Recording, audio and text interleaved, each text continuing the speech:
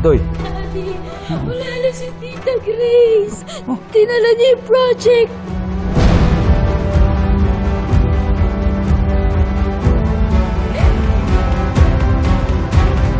Pasensya ka na, Doy, ha? Di ako nakapagpaalam sa'yo. Salamat sa'yo, Carlos.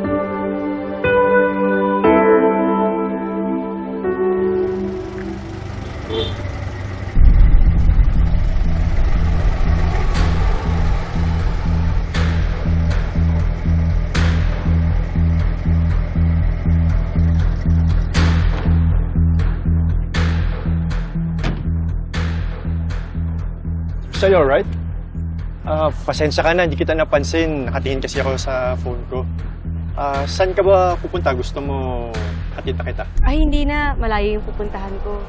Nung umuwi po ako dito galing sa school, nandito pa po si Tita Grace. Pero napapansin ko po na medyo malungkot siya. Ang sabi niya po napagod lang daw po siya sa farm, kaya natulog po kami. Tapos pagkagising ko po, wala na po si Tita Grace, kaya tinawagan ko po si Ninong Seth kasi baka kasama niya si Tita Grace. Bro, I don't know where she is. Believe me. But the real question is, bakit bigla siyang aalis?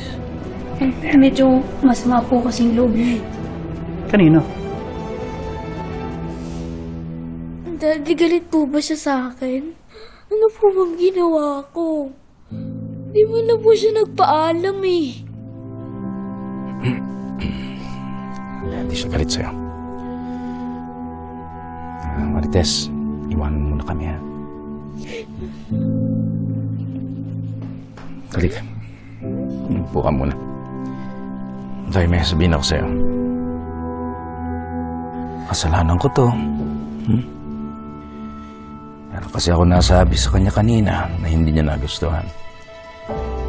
Medyo nataasan ko yung boses ko sa kanya kanina sa farm. Daddy, ba't niyo po ginawa yun? Ba't di niyo po siya inaaway? Hindi ko sinasadya. Pero Doy, siguro sign na ito na dapat siyang umalis. Alam mo kung bakit? Habang tumatagal siya dito, mas delikado ang buhay niya. Baka mabuking siya, baka malaman na nandito siya. Alien siya. It's for her own good. It's for her own safety. Daddy, kailangan natin siya hanapin ngayon. Bakit pa? Kusa na siyang umalis, di ba?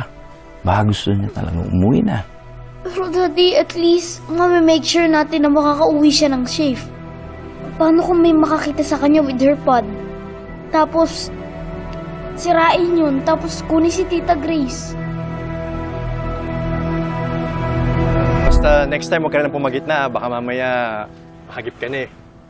Salamat, ang bait mo naman. Thank you. Pero mag-ingat ka ha. Marami kasing masasamang tao sa paligid. At hindi ikaw yun. Lucky you.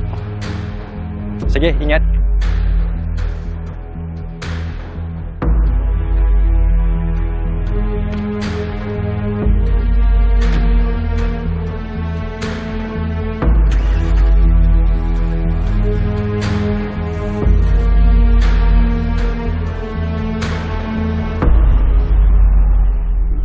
May point si Doy.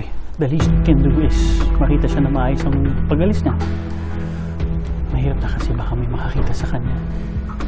Lalo na baka may mag-video sa kanya. Tapos, malaman nila na kamukha niya si Catherine. May connect pala nila yun sa yung dalawa. Daddy, please, hanapin natin siya ngayon. Eh, paano kung umalis na talaga? Eh, kung wala na siya? Paano? Carlos, hindi ba tayo sigurado? You know what? I can help you look for her. Bro, huwag mo mamasamain yung tulong ko.